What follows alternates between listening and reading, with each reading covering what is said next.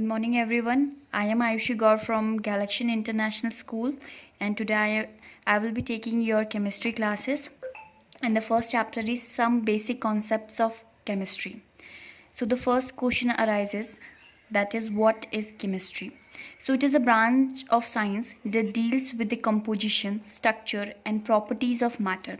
So हम chemistry में पढ़ेंगे compositions के बारे में, structures के बारे में, प्रॉपर्टीज़ ऑफ मैटर, मतलब कि हम लोग मैटर की कंपोजिशन, स्ट्रक्चर्स एंड प्रॉपर्टीज़ के बारे में पढ़ेंगे. It is also known as the science of atoms and molecule.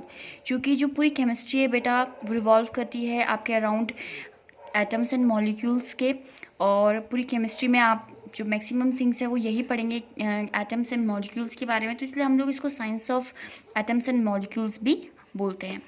तो नेक्स्ट है आपका ब्रांचेस ऑफ केमिस्ट्री, कि किस तरीके से आपकी कौन कौन सी ब्रांचेस है केमिस्ट्री की, एंड ये किस चीज़ से डील करती है, मतलब कि इसके अंडर हम क्या क्या पढ़ते हैं.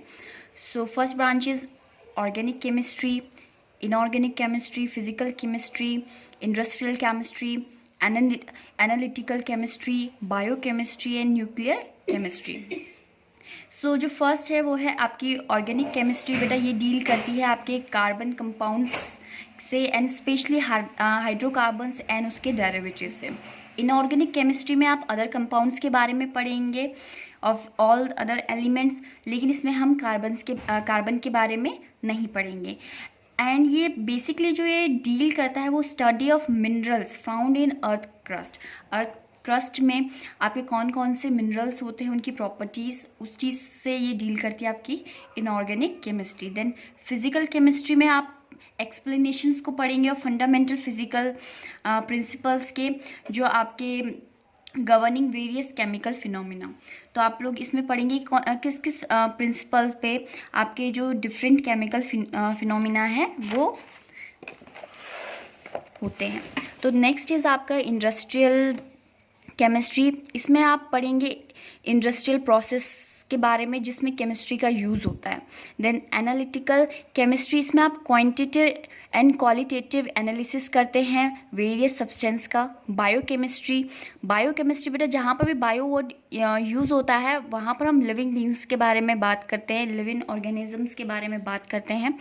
तो ये डील करता है कि किस तरीके के चेंजेस हो रहे हैं किसी भी लिविंग बॉडी में, क्योंकि वो केमिकल चेंजेस होते हैं. तो हम लोग इसलिए बायोकेमिस्ट्री के अंदर उन चेंजेस के बारे में पढ़ते हैं.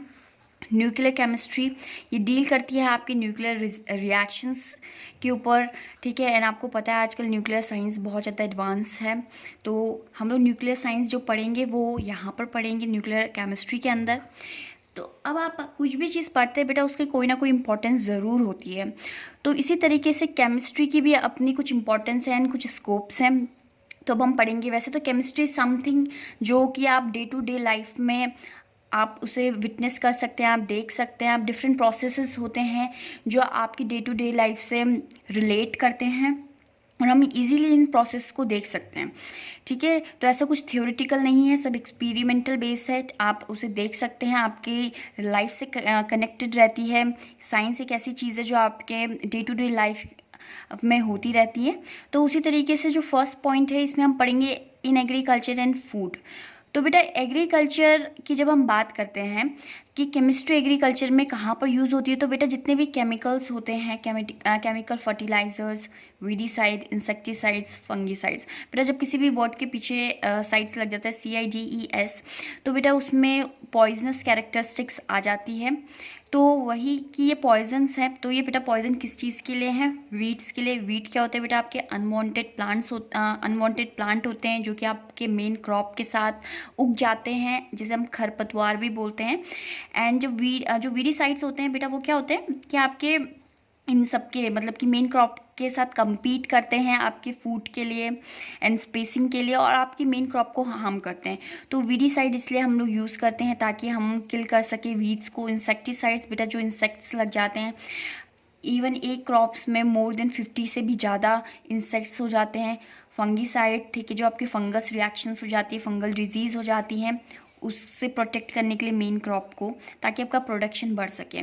केमिकल फर्टिलाइजर्स बेटा क्या होते हैं, ये कुछ तरीके के केमिकल्स होते हैं जो कि आप सॉइल के साथ ऐड करेंगे या फिर आपकी प्रिपरेशन ऑफ सॉइल में हेल्प करते हैं। एनपी के जो भी आपका नाइट्रोजन होता है, यूरिया व्यूरिया जो आप डालते हैं अपने सॉइल में, ताकि उसके अंदर के जो न्यूट्रिशन है या फिर जो जो न्यूट्रिशन वो आपकी सॉइल लैक कर रही है, लाइक मतलब कि जिसमें कमी है, वो सारी पूरी हो जाए। एंड जो आपका ओवरऑल प्रोडक्शन हो बेटा, जो ओवरऑल प्रोडक्शन होगा आपका, वो क्या हो जाता है, इंक्रीज़ हो जाता है। फूड में क्या होता है बेटा, हम फूड प्रोसेसिंग की जब हम बात करें तो फूड प्रिजर्वेटिव्स यूज़ होते हैं। प्रिजर्वेटिव्स मतलब उसकी सेल्फ लाइफ बढ़ाने के लिए, मतलब किसी भी फूड की सेल्फ लाइफ बढ़ाने के लिए जो हम प्रिजर्वेटिव्स यूज़ करते हैं उन्हें बोलते हैं फूड प्रिजर्वेटिव्स। तो क्या होता है बेटा, आपका जो आपने देखा होगा आपके पिकल्स होते हैं, जैम होते हैं, वो ऐसा वो खाने की चीज़ें होती है, बट हम क्या करते हैं उसको पैक कर देते हैं एंड फिर वो काफ़ी लॉन्ग टर्म के लिए हम लोग उसको यूज़ कर सकते हैं बार बार तक, वो ख़राब नहीं होते। वो ख़राब क्यों नहीं होते बेटा, क्योंकि उसमें फूड प्रिजर्वेटिव्स डले होते हैं, केमिकल्स डले हुए होते हैं। जैसे कि एक है आपका सोडियम मेटा डाइसल्फेट, जो कि आपको क्या करता है, फंगल या फिर बैक्टीरिया इन्फेक्शन या फिर कोई भी एक्टिविटी जो होती है आपके फूड के अंदर फेवरेबल कंडीशन मिलने पर, उसको क्या करता है बेटा, रोकता है और आपके फूड को स्पॉइल होने से बचाता है, उसकी सेल्फ लाइफ को इंक्रीज करता है। इन हेल्थ एंड सैनिटाइजेशन बेटा, मेडिसिन या ड्रग्स जिनको हम बोलते हैं, केमिस्ट्री में हम मेडिसिन को ड्रग्स भी बोलते हैं, मतलब बेसिकली भी बोलते हैं, but drugs not in the bad sense, ठीक है। तो उसमें क्या होता है, जैसे कि बहुत सारे जो आपकी मेडिसिन होती हैं, बहुत के मैक्सिमम आयुर्वेदिक मेडिसिन को अगर हम छोड़ दें तो वो केमिकल कंपोजिशन से ही बनी हुई होती है, तो वो लाइफ सेविंग होती है। अगर आज देखेंगे तो बहुत पहले जो बच्चों का डेथ रेट था वो बहुत ज़्यादा था, बच्चे पैदा होते ही बहुत सारे बच्चे मर जाते थे, पर आजकल नहीं मर रहे हैं। क्यों? क्योंकि उनको इसके बाद ही वैक्सीनेशन लगा दिया जाता है, मेडिसिन होती है हर किसी डिजीज़ के लिए। तो केमिस्ट्री की वजह से हमारी लाइफ क्या होती है बेटा, बहुत बार सेव हो जाती है, मैक्सिमम टाइम सेव होती है। एंड सैनिटाइजेशन जो कि आप देख ही रहे कोरोना के टाइम पे, जितना भी हम सैनिटाइज़र यूज़ कर रहे हैं वो भी आपका केमिकल ही है, ठीक है। डिसइंफेक्टेंट जैसे कि फिनॉल हो गया आपका, आप पानी को साफ़ करने के लिए भी क्लोरीन यूज़ करते हैं डाइल्यूटेड फॉर्म में। तो ये सब चीज़ें क्या है बेटा, सैनिटाइजेशन में आपकी हेल्प करती हैं। एंड क्योंकि बेटा इसमें केमिकल्स होते हैं, तो chemistry is directly linked with this.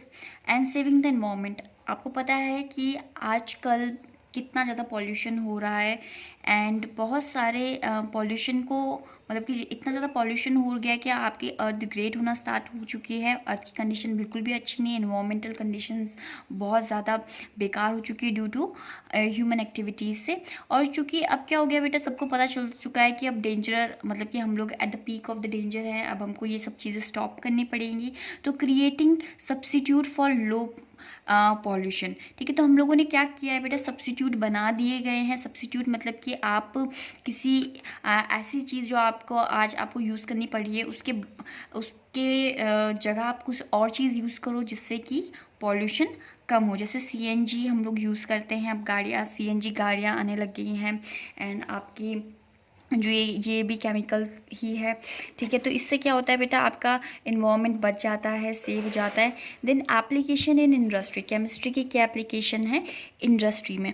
तो बेटा जितनी भी आपकी सेकेंडरी या फिर सेकेंडरी सेक्टर है, या फिर आप बोलेंगे मैन्युफैक्चर जो इंडस्ट्रीज़ होती हैं, वो फर्टिलाइज़र्स, आपके सोप, ठीक है, कॉस्मेटिक, मेटल अलॉयज, एसिड वैसिड, जो भी केमिकल्स बनाती हैं। तो बेटा क्या होता है वो मतलब कि जो आप देखेंगे, आपने पढ़ा है इंडस्ट्रियल केमिस्ट्री, जो आपकी ब्रांच है वो इसी चीज़ से डील करती है।